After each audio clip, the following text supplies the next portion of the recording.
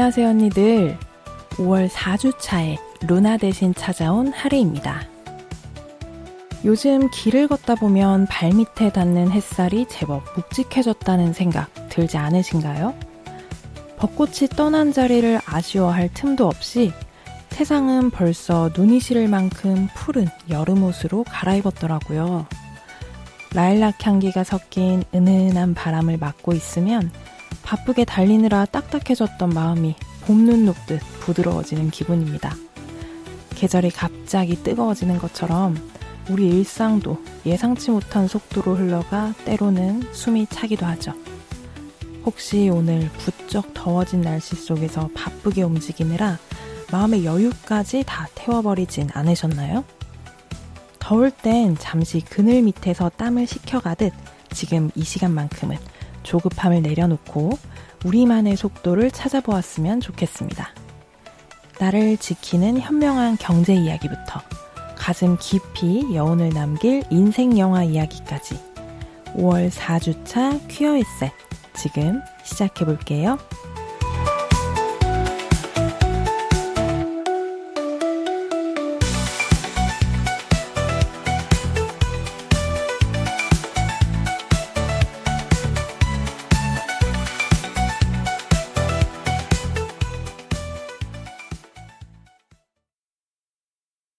엘량장점에서 사용하는 언니라는 호칭은 특정 젠더에 한정된 호칭이 아닌 모든 엘량장점 청취자분들을 지칭하는 애칭입니다.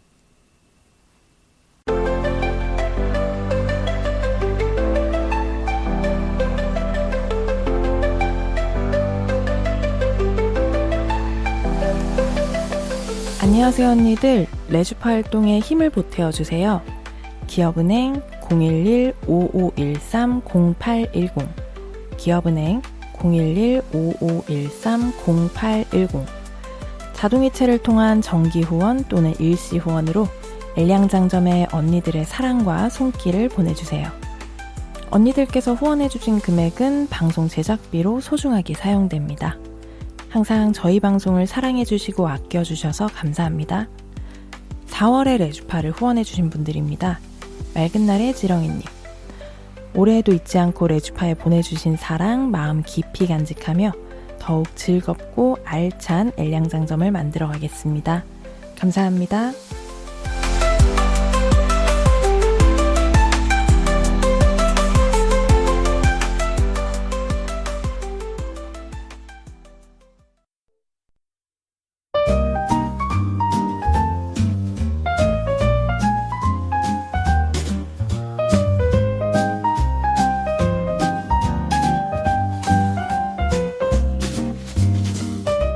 언니들이 남겨주신 맞춤 주문을 보고 맞춤 옷을 제작하여 선물해드리는 시간, 그녀의 맞춤 주문. 5월 4주차의 맞춤 주문 손님은 스텔라님입니다. 안녕하세요 언니들, 저는 디자인 에이전시에서 일하는 20대 후반 직장인 스텔라입니다. 저에게는 1년째 비밀 연애 중인 여자친구가 있어요. 놀랍게도 저희가 같은 회사, 같은 팀 사수와 부사수 사이라는 겁니다. 회사 사람들은 저희가 그냥 손발이 잘 맞는 친한 선후배인 줄 알아요. 낮에는 회의실에서 눈길 한번 마주치는 것도 조심하고 메신저로도 오직 업무 얘기만 하죠. 그런데 얼마 전 회식 자리에서 다른 직원들이 제 여자친구에게 남친 만들 때 안 됐냐, 내 친구 소개해줄까 하며 등을 떠미는데 바로 옆에 앉아 있으면서도 아무 말도 할 수 없는 게 기분이 안 좋더라고요. 여자친구도 곤란한 듯 웃어 넘기는데 가슴이 미어지는 것 같았습니다. 세상에서 가장 가까운 사이인데 낮 동안에는 세상에서 가장 먼 사람처럼 연기해야 되는 이 생활, 너무 숨이 막힙니다. 저희 회사 안에서 어떻게 중심을 잡아야 이 사랑을 지켜낼 수 있을까요? 라고 사연 보내주셨는데요.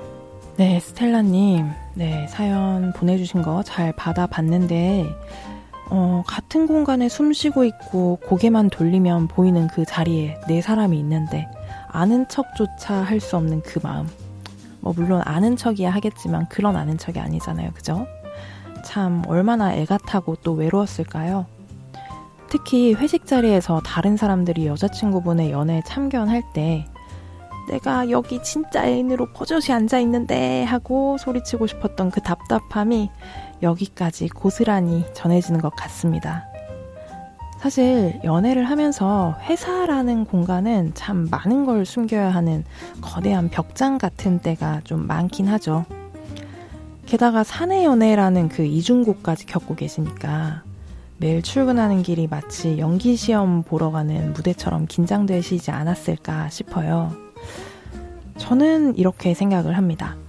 지금 두 분이 낮 동안 완벽한 타인으로 지내는 그 시간은 결코 두 분의 사랑이 가짜여서가 아니라 오히려 서로의 소중한 일터와 일상을 지켜내기 위해서 두 분이 함께 쓰고 있는 가장 안전한 방패가 아닐까 그런 생각이 드네요.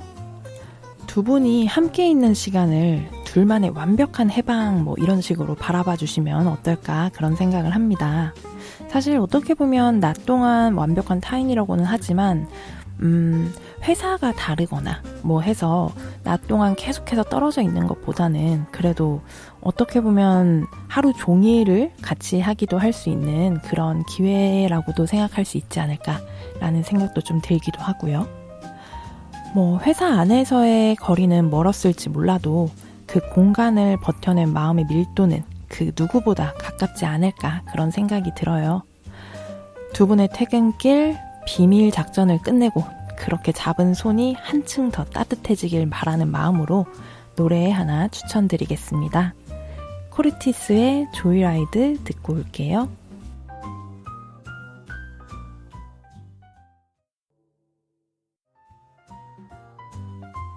음악 듣고 왔습니다. 맞춤 주문 사연을 보내고 싶은 언니들, 사연 보내는 방법을 소개해 드릴게요. SNS 프로필 링크를 통한 사연 보내기, 다음 카페 레주파의 엘량장점에서 사연 게시판을 통한 사연 보내기, 이메일 legpa@한메일.net을 통해 보내주시는 방법, 그리고 손편지를 통해서도 사연을 보내실 수 있답니다.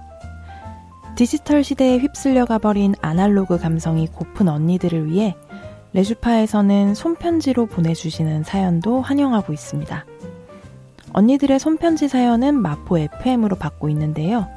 보내주실 주소를 알려드릴게요.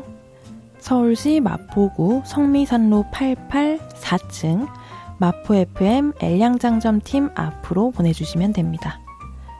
자세한 내용은 레주파 카페 공지사항 또는 레주파의 SNS를 통해 확인하실 수 있습니다. 언니들의 사연 다음 주에도 기다릴게요.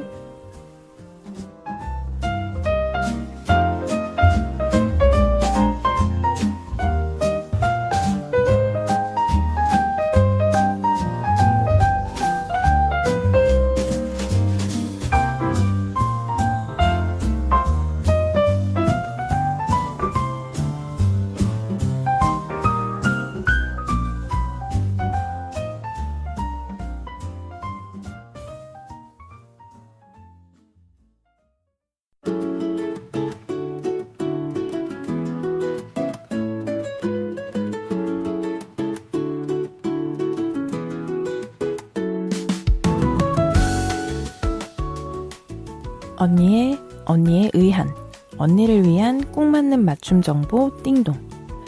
5월 4주차의 첫 번째 띵동입니다. 가톨릭 국가로 성소수자 문제에 비교적 보수적인 폴란드에서 역사상 처음으로 동성 커플이 법적 부부로 인정받았습니다. 현지 시간으로 지난 14일 AP통신 등에 따르면 라파우 트샤스코프스키 바르샤바 시장은 법원 판결에 따라 동성 커플의 혼인증명서 등본을 처음 발급했다라고 밝혔습니다. 아울러 앞으로는 별도의 법원 판결 없이도 동성 결혼을 적극 인정하겠다는 방침을 덧붙였습니다. 이번 결정은 폴란드 국내법이 아닌 유럽연합의 상위 법원 판결에 따른 것인데요. 폴란드 법상 동성 결혼이 허용되지 않더라도 다른 유럽연합 회원국에서 적법하게 체결된 동성결혼이라면 이를 인정해야 한다는 취지입니다. 이날 공식 부부로 인정받은 커플은 지난 2018년 독일에서 결혼한 뒤 폴란드에서 혼인신고를 하려 했으나 거부당하자 유럽 사법재판소에 소송을 제기한 바 있습니다. 이에 대해 유럽 법원은 지난해 11월 EU 회원국 간의 적법한 동성결혼은 서로 인정해야 한다라고 판결했고 폴란드 최고행정법원 역시 이 판결을 수용해 바르샤바 행정당국의 혼인 등록을 명령한 것인데요. 국민 대부분이 가톨릭 신자인 폴란드는 보수적인 사회 분위기가 강해 서유럽 국가들과 달리 동성결혼과 낙태 등을 엄격히 금지해온 국가입니다. 이런 상황 속에서 도널드 투스크 폴란드 총리는 오랫동안 권리를 거부당하고 모욕감을 느낀 모든 분께 사과한다며 가능한 한 빨리 유럽 법원의 판결을 이행할 방안을 마련하겠다고 고개를 숙였습니다. 투스크 총리는 동성결혼 합법화를 공약으로 내걸고 집권했으나 현재 우파 야당과 연립정부의 가톨릭 보수파의 반대로 법제화에 난항을 겪고 있는 상태입니다. 외신들은 이번 판결이 폴란드 국내법상 동성결혼을 전면 합법화해야 할 즉각적인 의무를 의미하는 것은 아니라고 설명하면서도 외국에서 결혼한 동성 부부 수십 쌍의 혼인 등록이 이어질 것으로 내다봤습니다.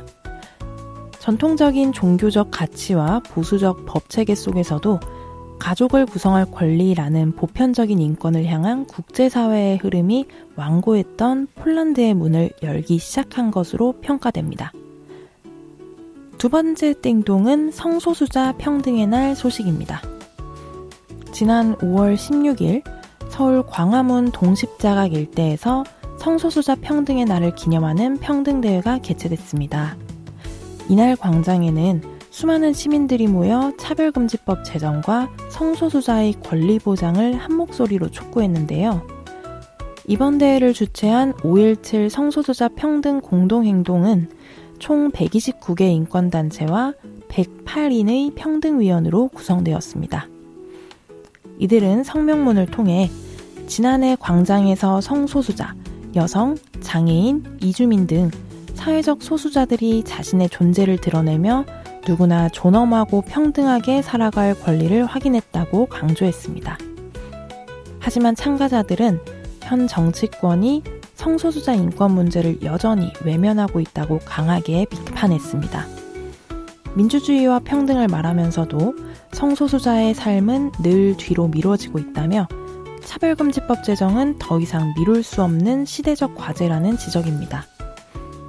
이날 현장에서는 성소수자들이 일상에서 겪는 구체적인 차별 사례들도 공유됐습니다. 학교 내 차별로 인해 기본 생활을 제한받는 학생부터 커밍아웃 이후 주거 위기에 내몰린 청소년, 그리고 법적 권리를 인정받지 못하는 동성부부의 현실 등이 언급되며 사회적 공감대를 호소했습니다. 다만 참가자들은 일부 제도 개선과 사회적 인식 변화를 짚으며 한국 사회가 느리지만 분명히 앞으로 나아가고 있다라고 평가하기도 했습니다. 이번 대회의 핵심 요구는 3가지로 요약됩니다.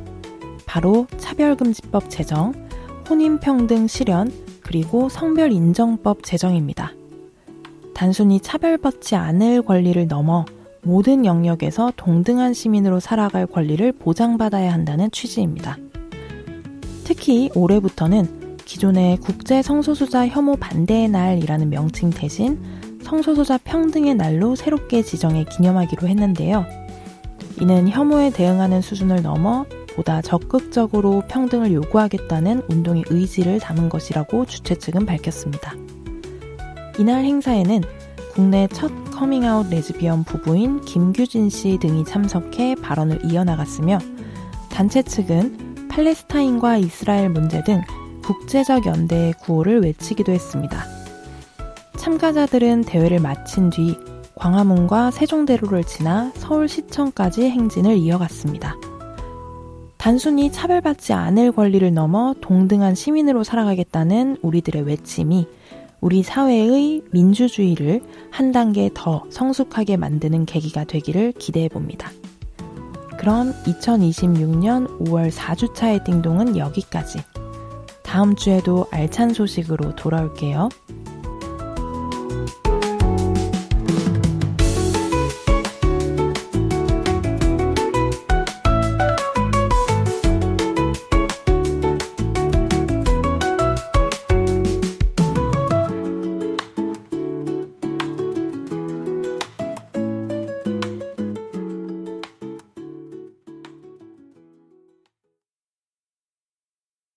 퀴어 라디오 엘량장점은 무지개처럼 다양한 즐거움을 드리기 위해 주차별 고정 코너를 진행하고 있습니다.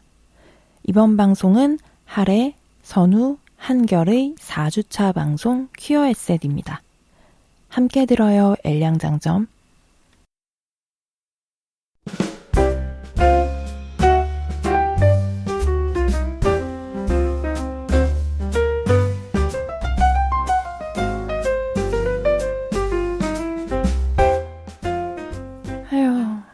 OTT가 넘쳐나는 세상에 볼 영화가 없네.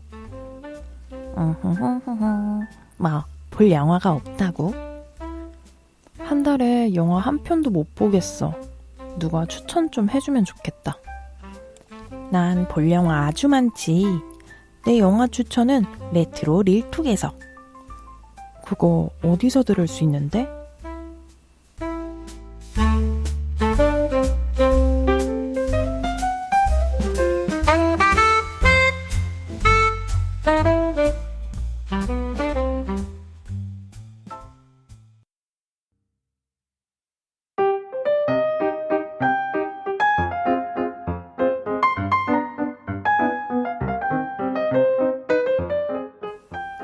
실패한 인물들이 많이 나오는 영화를 보면 못난 내 자신에게도 이입되지만 어처구니 없는 실수와 더불어 위안이 되는 경우도 있죠.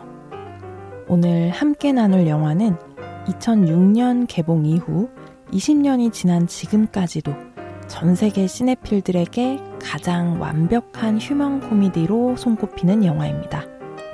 바로 조나단 데이톤과 발레리 펠리스 부부 감독이 연출한 독립영화의 신화, 레전드, 리틀 미스 선샤인입니다.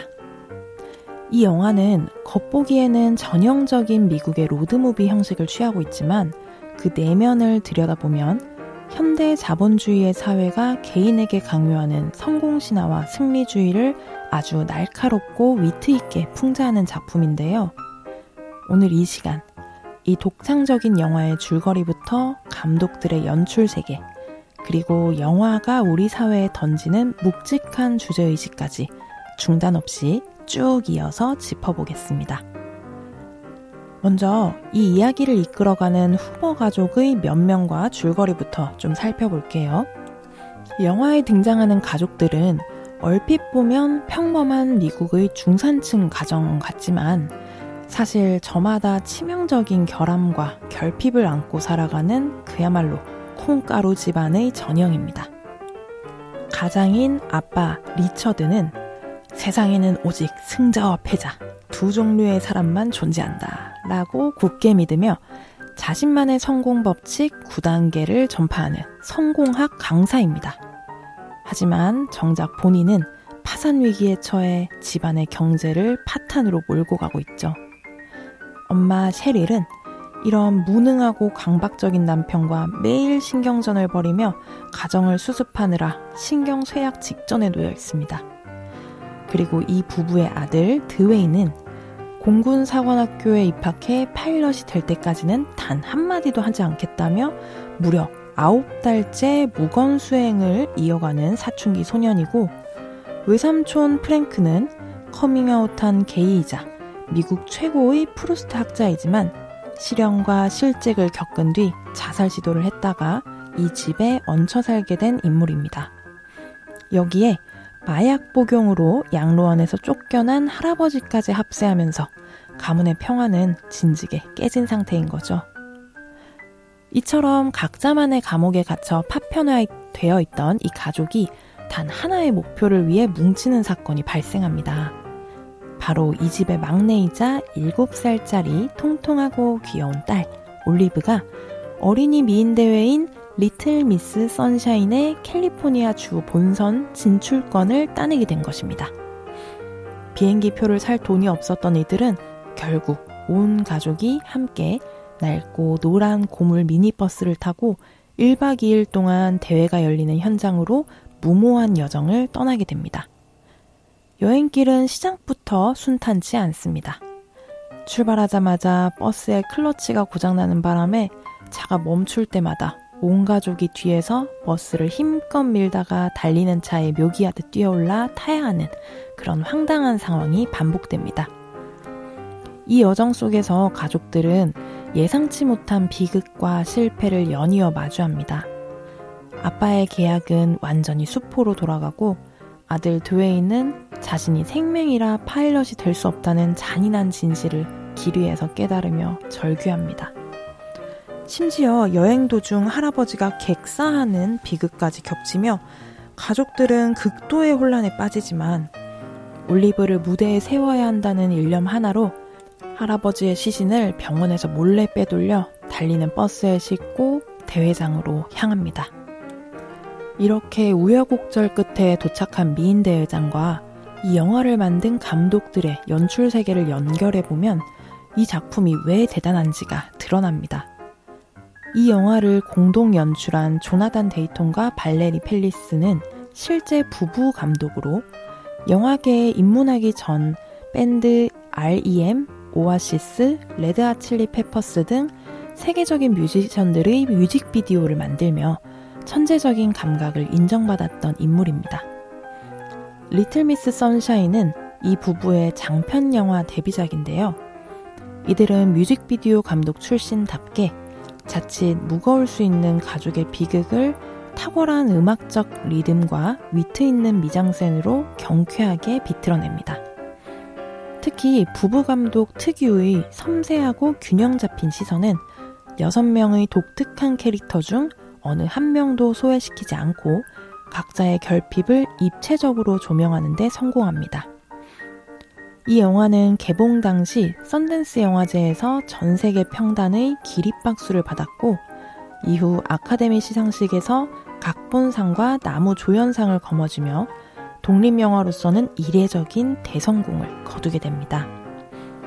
그렇다면 이 부부 감독이 이 엉망진창인 가족의 여정을 통해 우리에게 전하고자 했던 핵심 주제의식은 무엇일까요?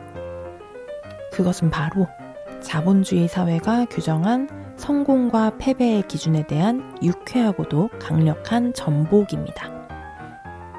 영화 속 미인 대회장은 우리 사회의 축소판과 같습니다. 무대 위에는 어른들의 욕망에 맞춰 인형처럼 완벽하게 박제된 아이들이 위선적인 미소를 지으며 경쟁하고 있습니다. 반면 주인공 올리브는 통통한 배가 그대로 드러나는 옷을 입고 할아버지가 가르쳐준 정체불명의 파격적인 스트릿 댄스를 장기자랑으로 선보입니다. 물론 객석은 발칵 뒤집히고 대회 관계자들은 당장 무대에서 내려오라며 소리를 지르죠.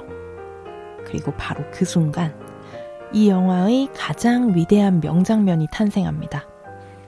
성공 강박증에 걸렸던 아빠, 입을 닫고 살았던 오빠, 삶의 의욕을 잃었던 외삼촌과 엄마가 올리브를 말리는 대신 차례로 무대 위로 뛰어올라가 올리브와 함께 그 엉망진창인 춤을 추기 시작한 것입니다. 결국 올리브는 대회에서 영구 제명당하고 아빠의 사업은 망했으며 고물버스는 완전히 부서졌습니다. 사회적인 기준에서 보면 이 가족은 완벽한 패배자 낙인이 찍힌 셈입니다. 하지만 집으로 돌아오는 고물버스 안에서 서로를 바라보는 가족들의 표정은 그 어느 때보다 홀가분하고 단단한 행복으로 가득 차 있습니다.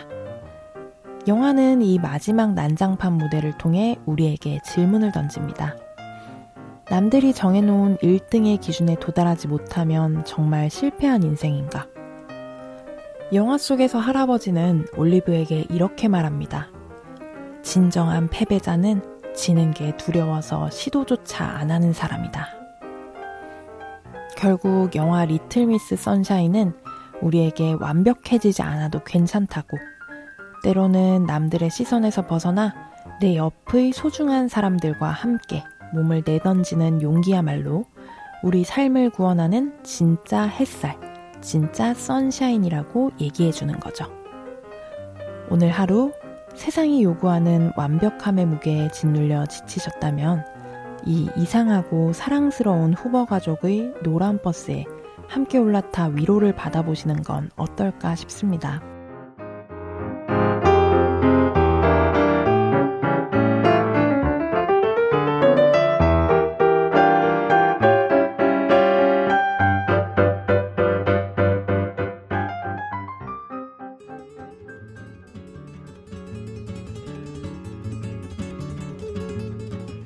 사실 저는 리틀 미스 선샤인을 본 적이 있었던 것 같더라고요.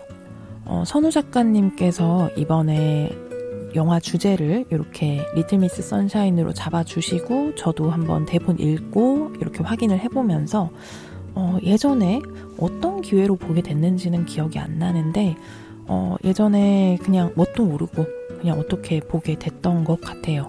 누군가 보여줬을 수도 있고, 그죠? 그래서 이번 선우 작가님의 이 리뷰를 읽으면서 저도 예전에 봤었던 그 영화의 장면들이 조금씩 새록새록 기억이 나기는 했는데요.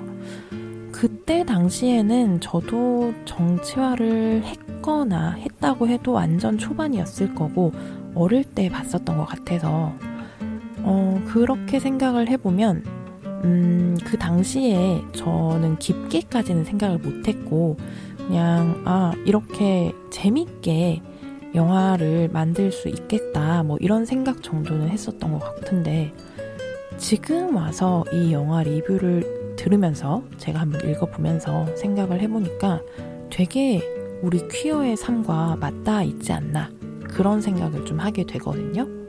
뭐 예를 들어서 퀴어들이 보통은 이렇게 저렇게 아무리 행복하게 잘 살고 있어도 너네 그렇게 아직까지 그러고 사니? 아직 너네들은 미완성되었다. 뭐 그런 얘기들 많이 들어보신 적 있지 않나요? 저는 그런 얘기를 좀 들어봤었거든요. 예를 들어서 저는 저대로 이제 저의 파트너와 아니면 뭐 저의 친구들과 뭐 여러 가지 생각을 하면서 저희의 나름의 미래를 생각을 하고 노후 준비도 이렇게 저렇게 해보고 하면서 뭐 되게 저희의 미래를 준비하고 살고 있는데 너는 뭐 결혼을 안 해서 뭐 남자와 함께 결혼을 해야지 완벽한 뭐 개체가 된다느니 뭐 그런 얘기를 좀 들어본 적이 저는 좀 많단 말이에요. 뭐 물론 지금은 뭐 여러 가지 예전보다는 반박할 말들이 많기는 한데 어떻게 그렇게까지 예전만큼 싸우고 싶은 마음도 없고 어쨌든 그냥 적당히 잘 넘기면서 저의 삶을 계속해서 살아가려면 굳이 제가 스트레스를 장기적으로 받을 만한 그런 상황을 안 만들고 뭐랄까요, 그냥 정리해버리고 싶은 그런 욕망이 들더라고요. 그래서 요즘 저는 그렇게 해요. 뭐 그렇게 얘기를 하면 그래, 그렇구나, 그러면은 그렇게 지금처럼 행복하게 사십시오, 당신이 그렇게 사십시오 그런 식으로 적당히 좀 능글맞게 받아치면서 저의 삶을 잘 지켜나가고 있기는 한데요. 사실 뭐 우리 퀴어들에게 많이들 얘기 나오는 것들이 그 세상에서 규정해 놓은 그 완벽함이라는 그런 기준을 우리들이 따라가지 못한다 라고 하는데, 애초에 세상에서 정해놓은 그 기준이라고 하는 게 퀴어를 배제하고 만든 기준이라면 그게 정말 완벽한 기준일까? 라는 그런 생각이 일단 1차적으로 들기는 하고요. 우리 퀴어들을 떠나서도 다른 소수자들까지도 모두 다 적용될 수 있는 기준이어야지 그게 진짜로 그 소위 말하는 완벽한 그런 기준이 될 수 있지 않을까라는 생각을 해요. 그래서 저는 오늘 뭐 띵동에서도 이번 5.17 성소수자 평등의 날 행사했던 거에 대해서도 말씀드렸던 것처럼 차별금지법 당연히 제정되어야 한다고 생각하고요. 차별금지법 말고도 사실 차별금지법부터가 우선이라고는 생각하는데 현실적으로 지금 당장 필요한 제도로서는 당연히 혼인평등에 대한 그런 법제화도 있어야 될 것 같고, 그리고 법 개선, 그리고 성별인정법 제정도 있어야 될 것 같고, 각자가 자기 자신으로 충분히 살아갈 수 있는 환경이 이 사회에 구축이 되어 있어야 하는데, 그게 정말 안 되는 이유가 혐오라면, 그 대상에 대한 혐오라면 그건 완벽한 기준이라고 할 수 있지 않다고 언니들도 다들 생각하시지 않을까, 그런 생각을 합니다. 아마 이 방송을 듣고 계시는 퀴어가 아닌 다른 분들도 좀 많이 계시겠죠. 여러분들이 생각하기에도 누군가는 배제당해야만 하는 그런 어떤 기준이라면 그게 과연 올바른 기준이라고 할 수 있는지, 완벽한 기준이라는 그런 타이틀을 붙일 수 있는지 잘 생각을 좀 해보시면서 저희 차별금지법 제정, 그리고 혼인평등법 제정, 성별인정법 제정에 많은 관심 가져주시면 감사하겠습니다. 그리고 오늘 맞춤 주문에서도 그 사내 커플로 사내 연애를 하고 계시는 스텔라님이셨죠. 스텔라님께서도 이제 얘기를 좀 사연을 보내주셨는데, 생각해보면 사실 사내 연애, 퀴어들만 하는 것도 아니고 그냥 비퀴어들도 사내 연애 하고, 사내 연애 하면서 들키기도 하고 비밀이 잘 지켜지기도 하고 별의별 일이 다 있잖아요. 그러다가 거기서는 대신 결혼을 하게 된다면 청첩장을 합법적으로 합법적이라긴 좀 그렇죠. 되게 모두가 받아들일 수 있는 그런 분위기에서 청첩장을 돌릴 수 있고 축하도 받을 수 있고, 회사에서도 그냥 결혼 이후에도 계속해서 편하게 다닐 수 있는데, 퀴어 커플 같은 경우에는 거기서 우리가 잘 돼서 결혼식을 올린다고 할지라도 그 청첩장 이렇게 돌릴 수도 없고, 정말 축의금 우리가 받을 수도 없고, 회사에서 인정해주는 그런 혜택 같은 걸 받을 수도 없고, 여러 가지로 너무 많은 차별이 아직까지 있잖아요. 그게 단지 우리가 그들이 정해놓은 기준과 다르다는 이유만으로, 그 완벽한 기준에 부합하지 않는다는 이유로 이런 사태가 발생을 하고 있는데요. 언니들이 좀 많이 답답해하고 계시는 부분들이 빨리 좀 해소가 될 수 있었으면 하는 바람입니다. 사실 제가 방송을 올해로 지금 한 15년 정도 한 것 같더라고요. 15년 차인가? 그랬던 것 같아요. 근데 제가 처음에 방송을 시작하던 한 15년 전쯤과 지금은 그래도 달라진 부분이 있지만 아직까지 15년이나 지났는데, 그죠? 저도 제가 그렇게 방송을 오래 했다고 생각은 안 하지만 생각해보면 15년이라는 시간은 너무너무 길잖아요. 그래서 그 시간 동안 사실 이 사회에서 그렇게까지 어떤 규칙이나 그런 기준들이 그렇게 많이 바뀌었다고 생각이 들지는 않아요. 물론 이제 사회적인 이 분위기는 그래도 훨씬 좋아졌다고 생각은 하지만 잘 모르겠습니다. 요즘은 또 이런 퀴어들의 이런 활동들을 훨씬 더 예전보다는 자유롭게 할 수 있는 부분들도 있어 보이지만 일단 좀 갈증이 많이 있는 것 같아요. 제가 이런 활동을 레주파 말고도 그 전에 퀴어 인권 활동을 조금씩 하고는 있었지만 크게 달라진 부분이 없는 현재를 생각을 해보면 몇 년이라고 얘기할 수는 없는데 어쨌든 최소 15년 이상 이렇게 지났을 때도 비슷한 이런 상황이라서, 제가 인권운동을 처음 시작하던 초기에 그 전부터 운동을 하고 계시던 분들이 좀 지쳐 하시던 부분들을 전 좀 봤었단 말이에요.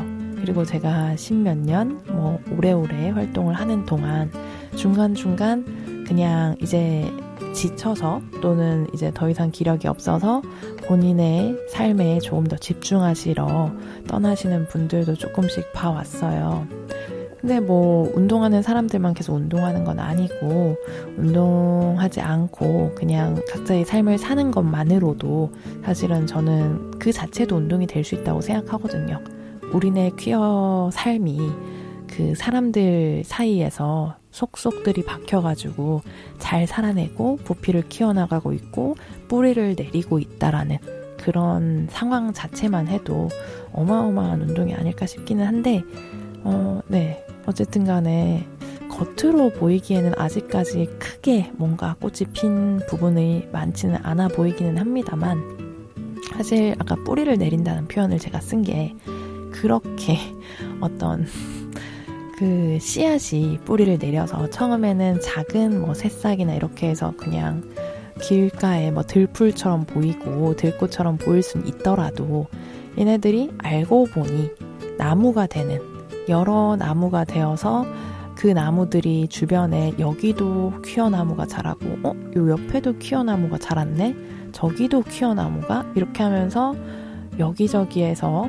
우후죽순으로 우리 퀴어 나무들이 줄기가 두껍게 이 나무의 가지도 완전 무성하게 해서 퀴어 나무들이 숲을 이룰 수 있게 여기저기에서 언니들의 뿌리를 깊게 내려서 내리고 튼튼하게 잘 언니들의 삶을 이렇게 키워주셔가지고 나중에 사람들이 정신 차려보면 이 온통 퀴어 밭이네 이곳은 퀴어의 숲인가 내가 퀴어 속에서 살고 있었구나라는 게 정신 차려보면 이렇게 알 수 있도록 그런 상황을 만들어 주시는 것도 어떨까라는 생각이 들어요.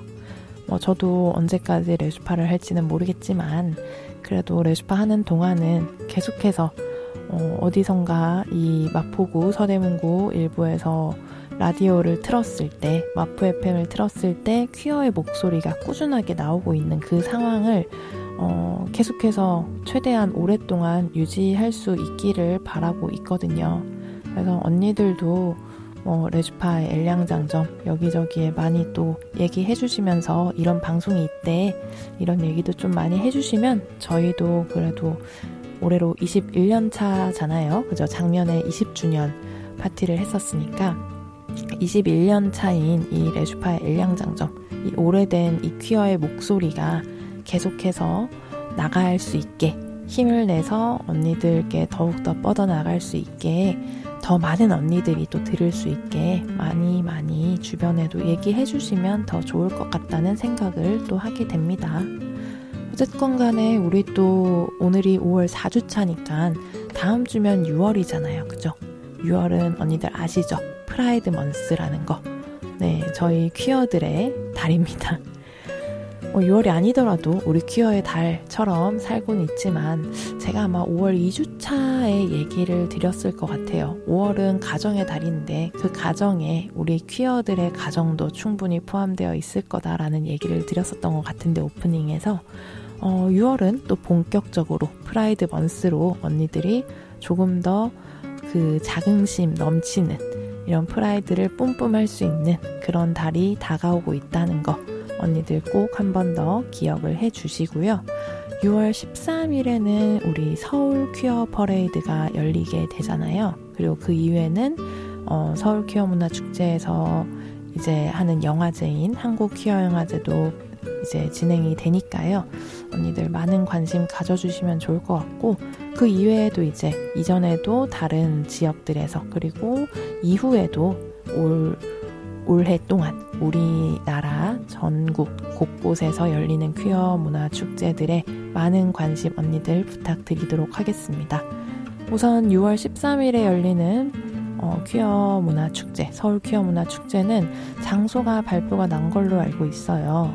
우리 작년에도 계속 진행했었던 그 일지로 일대로 발표가 났었는데 물론 좀 더울 수는 있겠지만 언니들 시원하게 입으시고 뭐 이런 차양 같은 것들을 뭐 모자나 아니면은 양상 같은 거 꼭 준비하셔가지고 만나 뵐 수 있었으면 좋겠고 올해는 저희가 따로 부스를 열지는 않는데요. 어쩌면 저희도 조금 내부 논의 중에 있는데 어쩌면 언니들을 어떻게 잠깐 만날 수 있는 국리를 할 수 있을까 하면서 좀 얘기를 해보고 있으니까요. 저희들을 만날 수 있게 된다면 저희의 SNS를 통해서 꼭 알려드리도록 하겠습니다. 레주파 SNS 아직 팔로우하지 않으신 언니들은 많이 찾아가지고 팔로우 해주시면 되고, 그냥 레주파라고만 검색을 하셔도 여기저기에 우리가 알고 있는 대표적인 여러 가지 짹짹이라든가 인별그램 같은 곳에서 찾으실 수 있으니까 그렇게 팔로우해서 저희 소식 들어주시면 좋을 것 같고요. 그리고 레주파에서는 올 하반기에도 언니들을 만나 뵐 계획을 또 하고 있기 때문에 프라이드 먼스가 끝나더라도 언니들이 퀴어한 삶을 즐겁게 살아가실 수 있는 기회가 많을 거라고 생각을 합니다. 그리고 저희 레주파 말고도 저희들이 띵동에서 소개해드리거나 아니면 저희 방송을 통해서 이렇게 소개해드릴 그런 여러 가지 단체들의 행사들도 많이 있잖아요. 예전보다 지금이 많이 달라진 점이라면, 그 15년이 지나는 동안 많이 달라진 점이라면 저희 레주파 말고도 다른 퀴어 방송을 만드는 이런 곳들이 많아지기도 했고, 그리고 퀴어 단체들도 조금 더 많아졌기 때문에 이런저런 행사들이 중간중간 많이 열리잖아요. 그래서 다양한 방식의 행사들이 있으니까 언니들이 취향에 맞는 그런 행사들에 많이 참여해 주시면 좋을 것 같습니다. 그리고 어차피 레트로 릴톡이기도 해서 제가 영화도 조금 소개해드리자면 저희 6월 중순쯤에 이반리 장만옥이라는 어마어마한 재밌는 레즈비언을 포함한 퀴어 영화가 개봉을 할 예정이라고 해요. 그래서 상영관이 얼마나 열릴지는 모르겠는데 이반리 장만옥 정말로 재밌다는 소문이 자자하니까 저도 보러 갈 예정이고 언니들도 많이 봐주시면 좋을 것 같습니다. 말고도 제가 오늘 어디서 보기로는 6월 말에도 청소년 레즈비언을 이제 주인공으로 하는 영화가 또 개봉한다고 해요. 그래서 여러 가지 프라이드 먼스의 여러 가지 좋은 영화들, 퀴어 영화들이 또 많이 개봉을 할 예정인 것 같으니 속속들이 언니들이 잘 찾아가지고 상영 시간, 상영관 잘 맞춰가지고 많은 영화들을 보실 수 있기를 바라고요.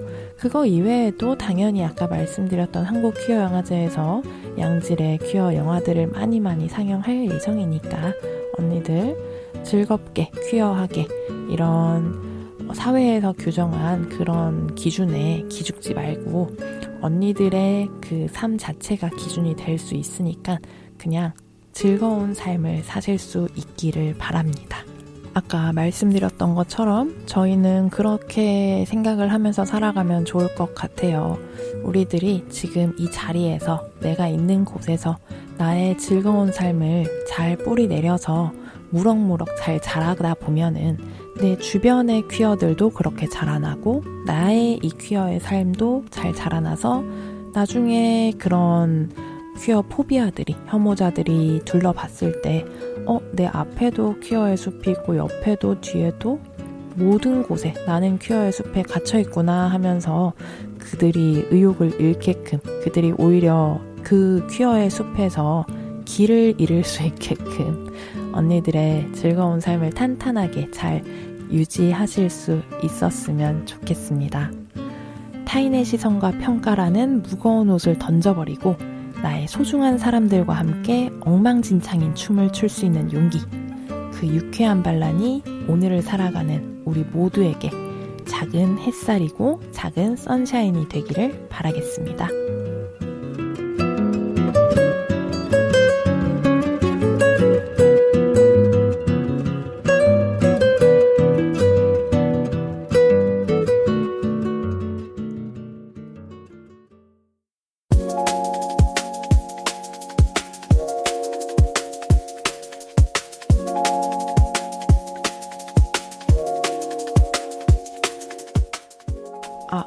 마이크 테스트. 경제를 모르면 멋진 언니가 될 수 없다고.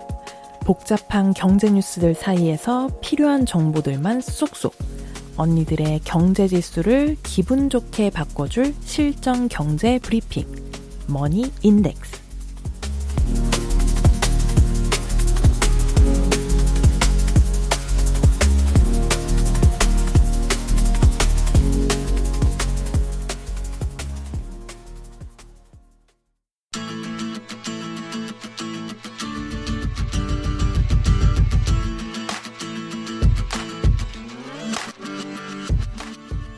요즘은 그 어느 때보다 긴장감이 높아지는 소식들이 연속해서 나타나는데요. 가장 먼저 우리 금융시장을 경악하게 만든 코스피의 역사적인 폭등 소식입니다.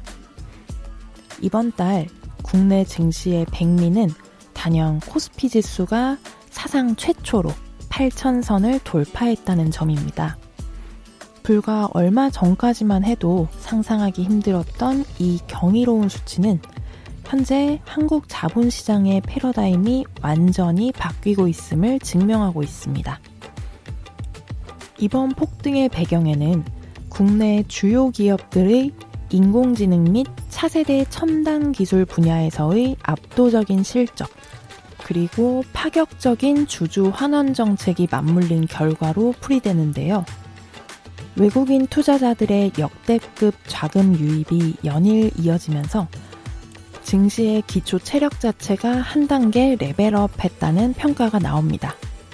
다만 단기간에 지수가 급격하게 치솟은 만큼 시장 일각에서는 과열에 따른 차익 실현 매물 출회와 변동성 확대에 유의해야 한다는 경고의 목소리도 동시에 나오고 있어 투자자들의 현명한 접근이 요구되는 시점입니다. 이러한 한국 증시의 질주 속에서 글로벌 금융시장의 나침반 역할을 해온 미국 연방준비제도 역시 역사적인 전환점을 맞이했습니다. 오랜 기간 세계 경제에 영향력을 행사해온 제롬 파월 연준 의장이 마침내 임기를 종료하고 자리에서 물러나게 된 것입니다. 파월 의장은 재임 기간 동안 팬데믹 유동성 공급과 이에 따른 인플레이션을 잡기 위한 급격한 금리 인상 등 그야말로 세계 경제의 가장 격동적인 시기를 진두지휘해왔는데요. 그의 임기 종료는 단순히 수장의 교체를 넘어 지난 수년간 이어져온 미국의 고금리 긴축재정 기조가 완전히 막을 내리고 새로운 통화정책 기조로 전환될 것임을 시사합니다. 전 세계 금융시장은 이제 파월의 뒤를 이을 차기 연준 의장의 성향과 그가 던질 첫 번째 메시지에 촉각을 곤두세우며 향후 금리 인하 속도와 글로벌 유동성 변화를 예의주시하고 있습니다. 이처럼 금융시장의 대격변이 일어나는 가운데 최근 전 세계의 이목이 집중됐던 미중 정상회담이 마침내 마무리를 짓고 그 구체적인 결과가 공개됐습니다. 글로벌 공급망 재편과 첨단 기술 패권을 둘러싼 갈등이 최고조에 달한 시점에서 열린 이번 회담에서 양국 정상은 예상보다 진전된 합의안을 도출해내며 시장의 불확실성을 크게 해소했습니다. 특히 반도체 등 핵심 자원의 수출 통제 조치를 일부 완화하고 글로벌 공급망 안정을 위해 다각적인 소통 채널을 가동하기로 뜻을 모았는데요. 여기에 글로벌 인플레이션 억제를 위한 거시경제적 공조 방안까지 합의되면서 파월 의장 퇴임 이후의 새로운 금융 환경과 맞물려 글로벌 증시에 강력한 훈풍을 불어넣고 있습니다. 미국과 중국이 협력 의지를 보이며 투자 심리가 살아났고 S&P 500과 나스닥은 사상 최고치를 기록했는데요.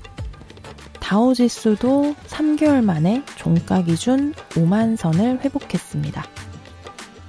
코스피 8천 시대라는 전대미문의 역사적 호황 속에서 미 연준 수장의 교체와 미중 정상회담의 성공적 타결이라는 거대한 글로벌 대전환이 동시에 일어났습니다. 대외적인 불확실성이 상당 부분 해소된 만큼 우리 경제가 이 기회를 살려 진정한 질적 성장을 이어갈 수 있을지 정책 당국과 시장의 정밀한 대응이 필요한 때입니다. 정보와 숫자가 폭포수처럼 쏟아지는 날입니다.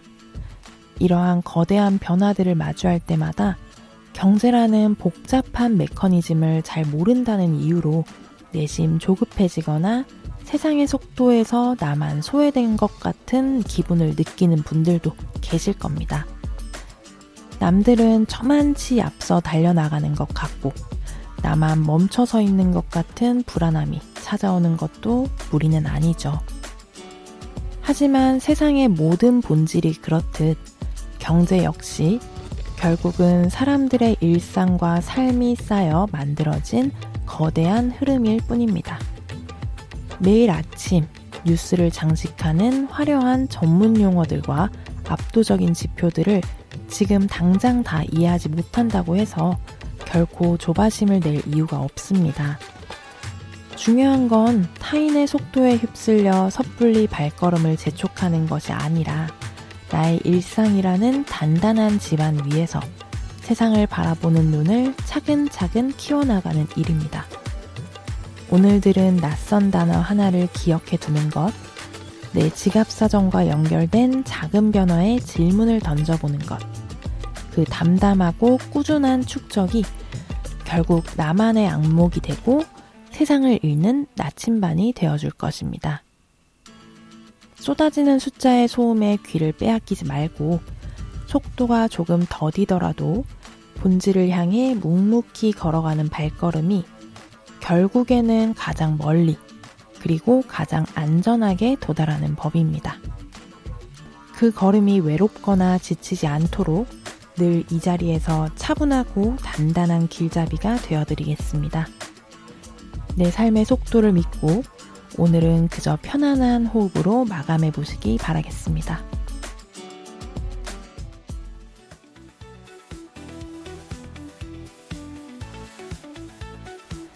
큐어에셋 오늘은 여기까지입니다. 다음 달에는 우리 마음을 조금 더 따뜻하게 채워줄 소식들로 찾아올게요. 그러면 클로징으로 오늘 밤 마무리해 볼게요. 오늘도 고생 많았어요. 잘 자요 언니들. 굿나잇.